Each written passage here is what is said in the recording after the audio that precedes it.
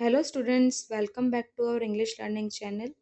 आज जो है हमारा हम प्रीवियस टॉपिक ही करने जा रहे हैं। आप सबको पता ही होगा कि हमारा जो टॉपिक हमने स्टार्ट किया था वो था नाउन का टॉपिक, जिसमें हमने सबसे पहले नाउन के मीनिंग को समझा। उसके बाद हमने नाउन के टाइप्स को समझा और उन टाइप्स के मीनिंग को समझा। उसके बाद जो है हम जो है एक्सरसाइज के क्वेश्चन सोल्व कर रहे थे। हम ट्राई कर रहे थे कि हम जो है आंसर ढूंढ पाएँ, जो हमने स्टडी किया है वो हमें समझ आया है या नहीं आया है।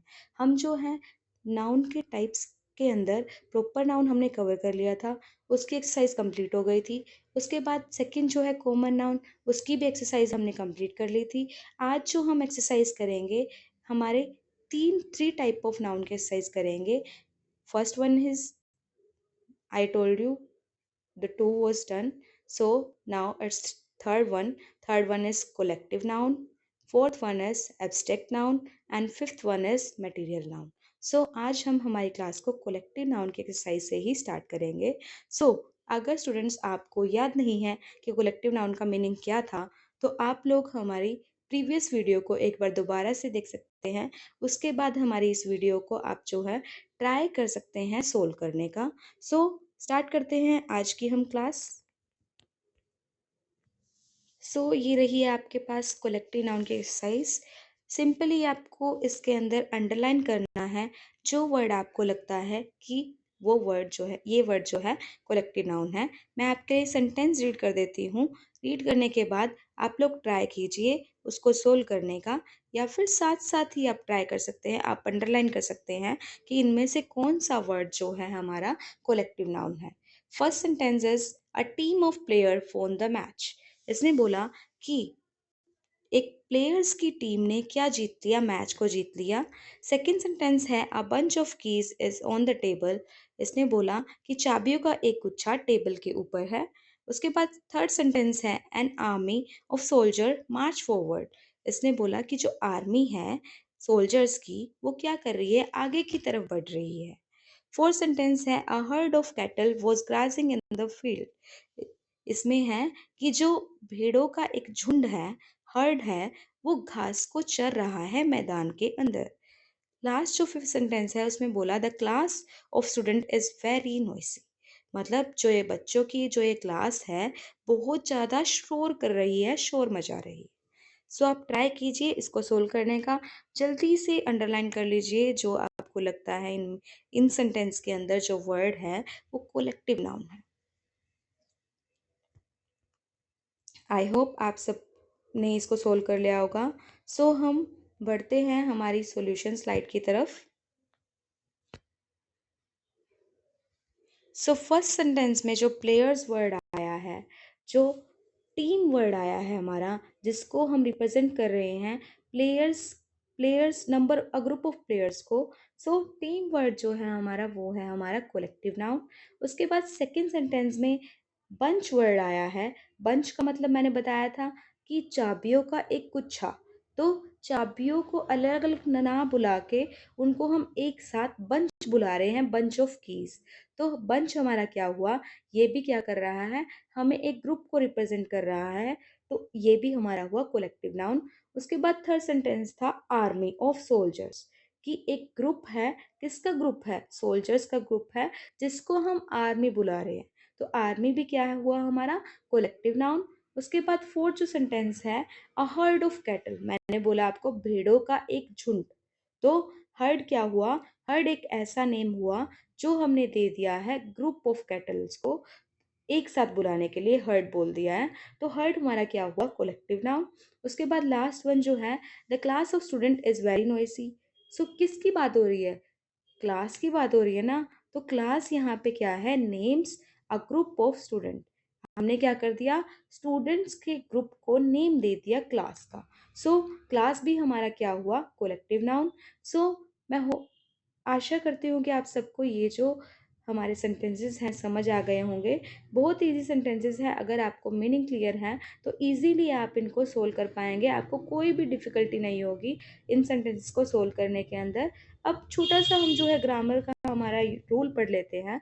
Collective noun look like many but act as one group.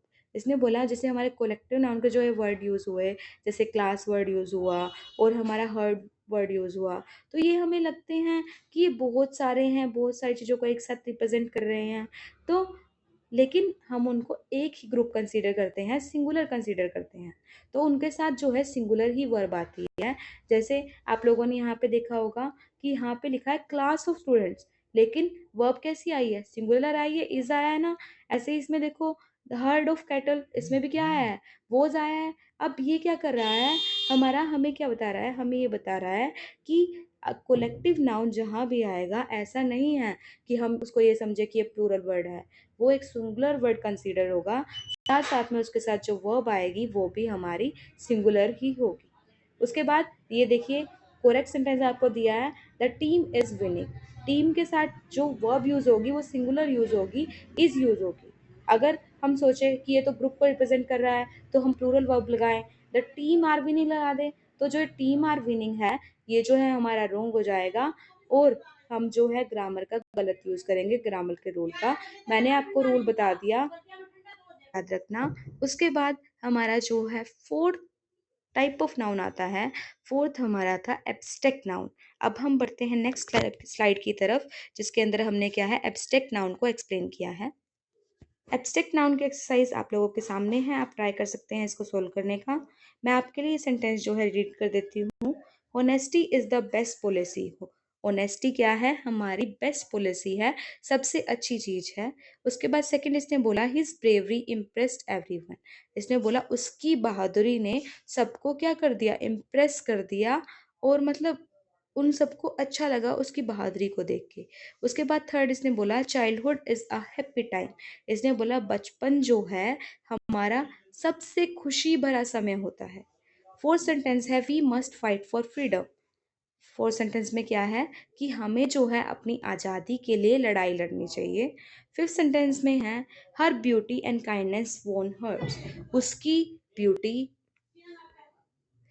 मेरी माँ ने बोला कि जो उसकी सुंदरता है और उसका दयालुपन, दयालुता वाला जो भाव है वो सबके दिलों को जीत लेता है। तो स्टूडेंट्स अब ट्राई कीजिए, आप अंडरलाइन कीजिए जो भी इन सेंटेंसेस के अंदर आपको लगता है कि एब्स्ट्रैक्ट नाउन है और उसकी डेफिनेशन को अच्छे से रिप्रेजेंट कर रहा है। ट्राई कीजिए स्टूडेंट्स प्लीज़। और स्टूडेंट्स जब आप ट्राई करते हैं तो मुझे जो है कैसे पता चलेगा कि आप लोगों ने इसको सोल्व किया है। तो प्लीज़ आप लोग अपने आंसर्स को कमेंट सेक्शन में डाल दीजिए, दिया कीजिए, जिससे मुझे पता चल सके कि कितने स्टूडेंट्स जो हैं वो समझ पा रहे हैं चीज़ों को, और किसको जो है समझ नहीं आ रही या फिर जो एक्सरसाइज को सोल्व नहीं कर पा रहे हैं।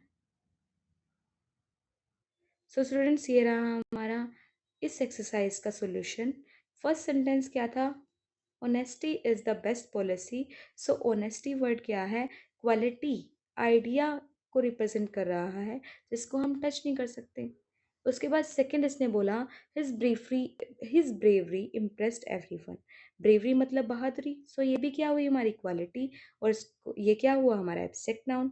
उसके बाद नेक्स्ट है चाइल्डहुड। चाइल्डहुड क्या हुआ, period of time, state of time, so ये भी क्या हुआ हमारा एब्स्ट्रैक्ट नाउन।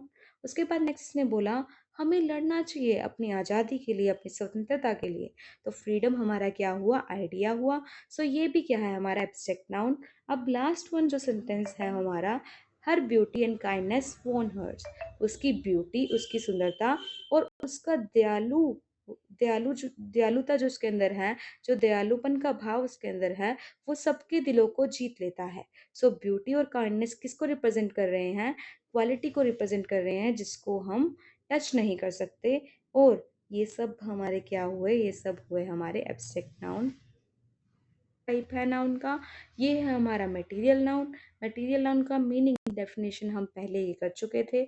अब जो है आप लोग ट्राई कीजिए एक्सरसाइज को सोल्व करने का। अंडरलाइन कीजिए जो मटेरियल नाउन जिस भी सेंटेंस के अंदर आपको लगता है कि ये वर्ड मटेरियल नाउन है, उसको आप अंडरलाइन कीजिए। फर्स्ट सेंटेंस है this table is made of would. ये बोला कि ये जो टेबल है वो लकड़ी से बनी हुई है। सेकेंड सेंटेंस है she bought a gold ring. उसने एक सोने की रिंग खरीदी। थर्ड सेंटेंस है the jug is full of water. Jug जो है भरा हुआ है पानी से। Fourth sentence my shirt is made of cotton. मेरी शर्ट कॉटन से बनी हुई है। फिफ्थ सेंटेंस है the house is build with brick and cement. इसने बोला कि जो घर है वो बना हुआ है ईंटों से और सीमेंट से।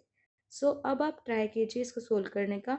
जल्दी से अंडरलाइन कीजिए जो वर्ड आपको लगता है जो मटेरियल नाउन की डेफिनेशन को अच्छे से रिप्रेजेंट कर रहे हैं, अच्छे से एक्सप्लेन कर रहे हैं, तो अंडरलाइन कीजिए जल्दी से। फिर हम जो है अपनी नेक्स्ट स्लाइड सॉल्यूशन की तरफ बढ़ेंगे। ये हमारी जो है आज की लास्ट स्लाइड होगी इस क्लास की। इसके बाद हमारी जो क्लास है वो नेक्स्ट डे आएगी, टुमारो जो है हमारी क्लास आएगी। आप लोग जो है कमेंट सेक्शन में बता सकते हैं कि नेक्स्ट क्लास का टॉपिक हम क्या रखें, तो उसी अकॉर्डिंग जो है हम अपनी नेक्स्ट क्लास को प्रिपेयर करेंगे। ये रही हमारी स्लाइड जिसके अंदर हमने सॉल्यूशन प्रिपेयर किए हैं। फर्स्ट सेंटेंस का क्या है, this table is made of would. जो ये टेबल है किस चीज़ से बनी है, लकड़ी से बनी है। तो वुड हमारा क्या हुआ, एक मटेरियल तो हुआ। तो ये हमारा क्या है, एक सब्सटेंस है कि टेबल जो है किससे बनी है, लकड़ी से बनी है। तो मटेरियल नाउन हमारा इस सेंटेंस में क्या हुआ, वो हुआ वुड। उसके बाद नेक्स्ट सेंटेंस है she bought a gold ring. उसने रिंग किसकी खरीदी थी, क्या मटेरियल था वो, कौन सा मेटल है, मेटल कौन सा है, गोल्ड। गोल्ड हमारा क्या हुआ, material noun. The jug is full of water. Jug किससे फुल है, पूरा किससे भरा हुआ है, किससे फुल है वो, पानी से फुल है। तो वाटर क्या हुआ, हमारा सब्सटेंस हुआ। अब बोलो कि पानी क्या सब्सटेंस है, कौन सब्सटेंस है। आपने स्टूडेंट साइंस से पढ़ा होगा जो वाटर होता है वो हमारा लिक्विड सब्सटेंस है। उसके बाद नेक्स्ट ने बोला माई shirt is made of cotton. मेरी शर्ट बनी है किस मटेरियल से, किस फैब्रिक से, किस चीज़ से बनी हुई है, कौन सा फैब्रिक, कॉटन फैब्रिक से बनी हुई है। उसके बाद लास्ट सेंटेंस है the house is build with brick and cement.